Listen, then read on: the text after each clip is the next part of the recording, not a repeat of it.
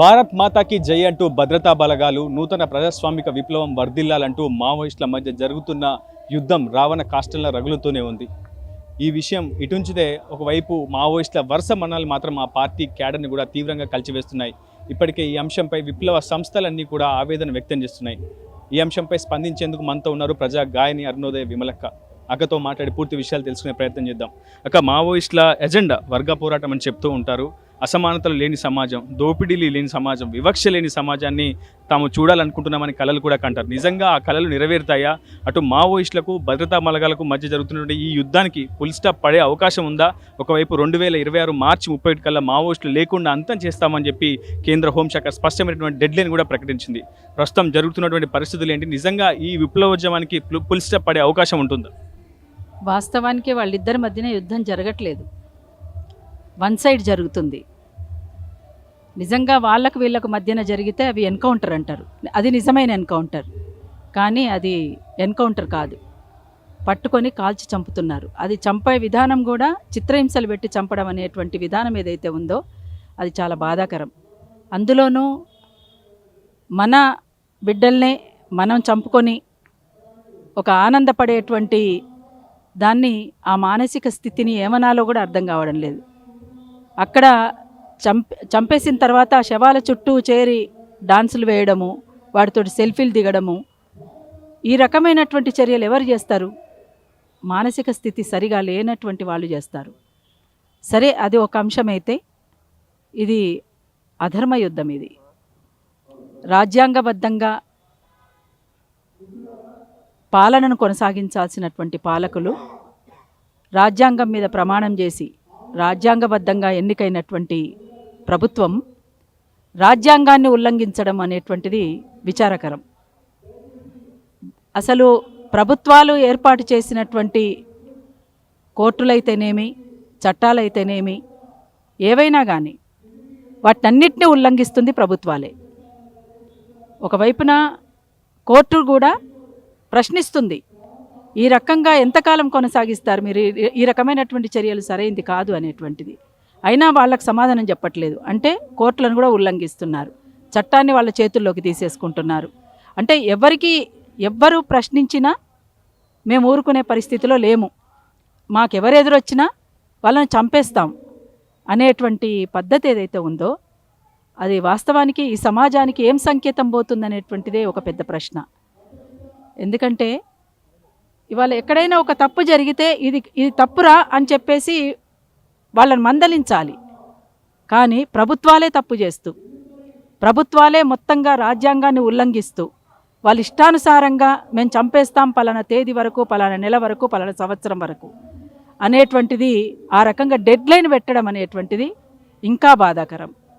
అందుకనే ఇది సరైంది కాదు అని చెప్పేసి అందరూ మాట్లాడుతున్నట్టుగానే ఒక ప్రజా కళాకారిణిగా నేను కూడా మాట్లాడదలుచు. మీకు తెలుసు, ఇటీవల మావోయిస్ట్ పార్టీ మోస్ట్ వాంటెడ్ మావోయిస్ట్గా ఉన్నటువంటి హిడ్మా మరణం మనం కల్లారా చూసాం. ఒక కుగ్రామానికి చెందినటువంటి హిడ్మా కనీసం తన ఇంట్లో సన్న బియ్యం కొనుక్కోలేని ఒక దుర్భర స్థితిలో ఉన్నటువంటి హిడ్మా తన పేరిట దాదాపు 2 కోట్ల రివార్డుని సంపాదించుకోగలరు. నిజానికి అతను లొంగిపోయినా అతను కోటీశ్వరుడు అవుతాడు. కానీ ఎందుకు లొంగిపోవట్లేదు? చాలామంది మావోయిస్టులు జనజీవన స్రవంతిలో కలవాలని ప్రభుత్వాలు, సొంత కుటుంబ సభ్యులు పిలుపునిచ్చినప్పటికీ ఎందుకు ఏ అజెండా కోసం, ఏ లక్ష్యం కోసం, ఏ ఆత్మసంతృప్తి కోసం ఇంకా అడవుల్లోనే ఈ యుద్ధాన్ని కొనసాగిస్తున్నారని చెప్పుకోవాలి? అంటే వాళ్ళంతట వాళ్ళుగా తయారైపోయినటువంటి పరిస్థితి ఉందా లేదా అనేటువంటిది మనం చూసినా సమాజమే ఆ పరిస్థితులకి వాళ్ళని నెట్టేయబడ్డాయి. ఇక్కడ అణిచివేత ఉంది, ఇక్కడ వివక్షత ఉంది. మీరే మాట్లాడారు, అణిచివేత ఉంది, వివక్షత ఉంది, దోపిడీ ఉంది, పీడన ఉంది, అసమానతలు ఉన్నాయి, కుల అసమానతలు ఉన్నాయి, ఆర్థిక అసమానతలు ఉన్నాయి, సామాజిక అసమానతలు ఉన్నాయి, అన్ని రకాల అసమానతలు ఈ సమాజంలో నెలకొన్నాయి. కాబట్టి ఈ పరిస్థితులే ప్రభావితం చేసి వాళ్ళు అటు వెళ్ళడానికి జరిగింది.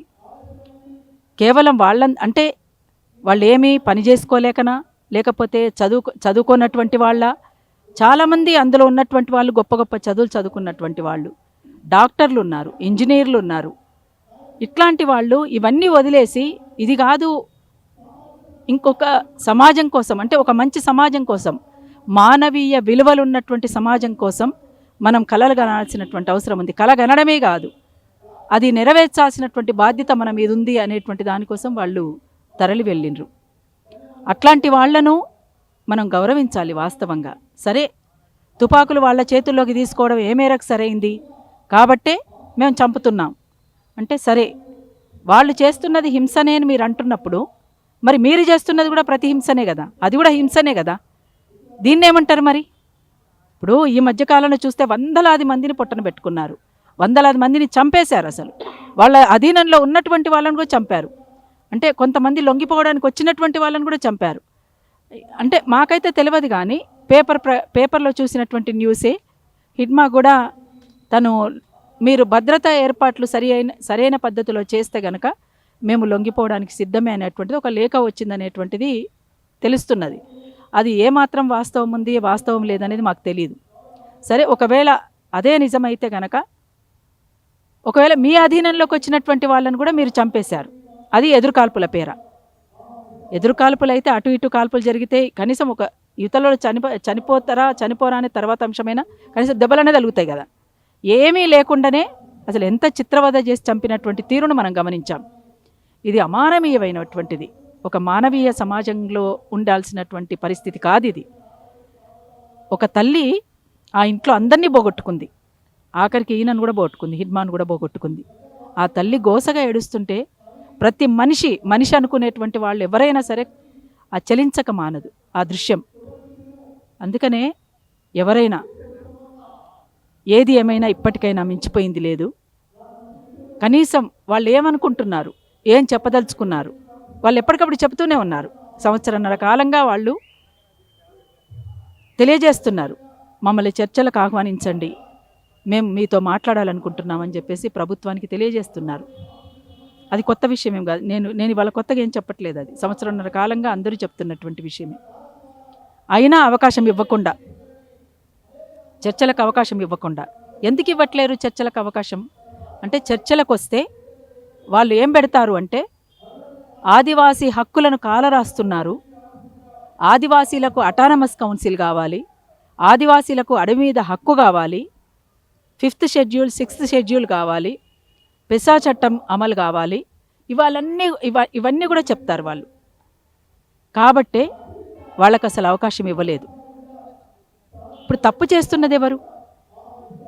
ఒకవైపున చర్చలు మేము వస్తామో, చర్చలకు పిలవండి, మాకు అవకాశం ఇవ్వండి అడుగుతున్న వాళ్ళ తప్ప, చర్చలకు అవకాశం ఇవ్వకుండా చంపేవాళ్ళ తప్ప ఎవరు నేరస్తులు ఇక్కడ? ఇది తేల్చాల్సినటువంటిది కోర్టులే. అందుకని కోర్టులు ఎందుకు ఉపేక్షిస్తున్నాయో తెలియదు. ఏది ఏమైనా ఇప్పటికైనా మించిపోయింది లేదు. చంపడం ఆపేసి కనీసం వాళ్ళను కోర్టులో హాజరుపరచండి. మీ అధీనంలో ఇంకా చాలామంది ఉన్నట్టున్నారు, వాళ్ళను కోర్టులో హాజరుపరచండి, అవి కోర్టు చూసుకుంటుంది వాటికి సంబంధించి. ఫైనల్గా ఎన్నో ఉద్యమాలకు మీ గొంతు జత చేసి సాంస్కృతిక యుద్ధాన్ని చేసిన విమలక్క అమరవీరులను స్తుతిస్తూ ఒక్క పాట, ఇటీవల జరిగినటువంటి అమరవీరులకు స్తుతిస్తూ ఒక్క పాట. వీరుల సన్నిధి నేల శూరుల పెన్నిది, మాసిపోని గురుతులై స్మృతుల గన్నది, కాలగతుల గన్నది, స్మృతుల గన్నది, కాలగతుల గన్నది. అరే యుద్ధ వీరులను గన్నది, శాంతి దూతలను గన్నది, యుద్ధ వీరులను గన్నది, శాంతి దూతలను గన్నది, ఎత్తిన పిడికిళ్లను గలిపే ఉద్యమ సారథి, త్యాగాల వారధి, వీరుల సన్నిధి నేల శూరుల పెన్నిది, మాసిపోని గురుతులై స్మృతుల గన్నది, కాలగతుల గన్నది. ప్రస్తుతం మనం చూస్తున్నాం మధ్య భారతంలో జరుగుతున్నటువంటి మారణ హోమాన్ని తనదైనటువంటి గాత్రంతో వివరించే ప్రయత్నం చేశారు అరుణోదయ విమలక్క. ఇప్పటికైనా ప్రభుత్వాలకు విజ్ఞప్తి చేస్తున్నారు విమలక్క, ఖచ్చితంగా శాంతి చర్చలకు అవకాశం కల్పించాలి, లొంగిపోయినటువంటి మావోయిస్టులను తక్షణమే కోర్టులో హాజరుపరచాలని ఆమె ప్రభుత్వాలను కూడా కోరుతున్నారు. ఇది వీడియో నాయన్ రావుతో రిపోర్టర్ ఉదయ్, RTV ఖమ్మం నుంచి. Local to global news at your fingertips. మీ చేతిలో ఒక ఆయుధం, డౌన్లోడ్ రా TV app. Media legend Ravi Prakash is back.